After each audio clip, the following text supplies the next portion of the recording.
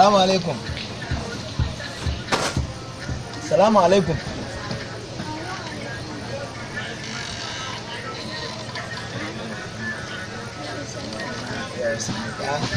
Kina ciki?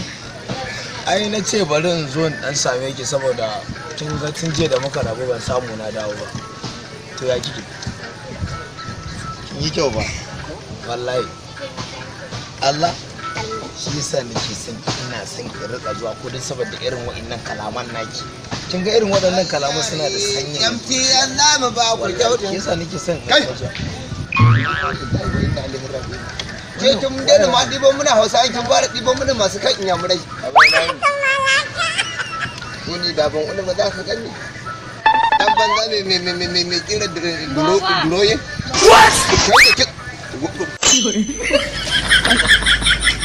Kai da kuma shi kenan sai ka zo cikin gidan mutane ka zo nan kofar gida na kana min iskanci.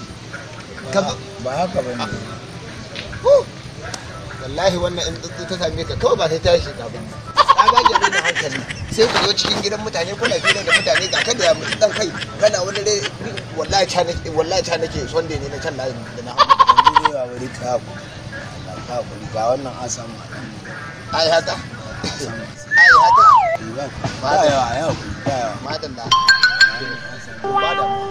dama na ce ne zan zo dai saboda zo ne dan ganta shi na zo kuma na ganta ce yanzu zan koma to a bari ai abin nan a ba sai ka kira ta ba sai ka kira ta dan Allah wai a wani coci kuke ne musulmi ne kawai dai yanayin da yake a nan Lagos na girma shi yasa oke ai wallahi kai kama da wani mai kiɗin coci ne shi yasa kaga na tambayi ka haka wallahi da yake anan ni anan ne a Lagos ne to madalla nagode madalla a ce mata zan dawo ko zuwa gobe haka yanzu ma an kana so iya kira ma a yau ma zuwa gobe na madalla idan kun ji daɗin wannan ɗauka kada ku manta ku rattaba mana subscribe sannan ku danna ƙararrawa haka zalika ku san baɗa mana like ku saburbuɗo mana sharhi sannan ku yaɗa wannan ɗauka to